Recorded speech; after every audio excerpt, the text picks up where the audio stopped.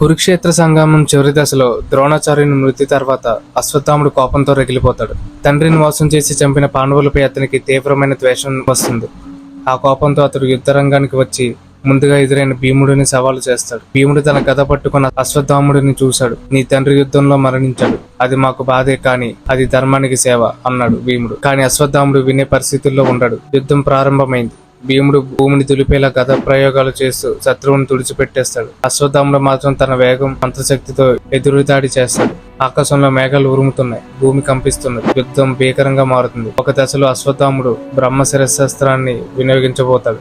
ధర్మం లేకుండా నీవు బ్రహ్మాస్త్రం ప్రయోగించాలనుకుంటే నీది నాశనం అని హెచ్చరిస్తాడు భీముడు. చివరిగా అశ్వత్థాముడు ఓడిపోయి పారిపోతాడు. భీముడు గర్వంగా నిలబడి ధర్మం ముందు అహంకారానికి నిలిచే స్థానం లేదని చెప్పి వెనక్కు వెళ్తాడు. ఆ యుద్ధం ద్వారా భీముడు తన ధైర్యం, శక్తి, ధర్మబద్ధతను మరోసారి నిరూపించాడు.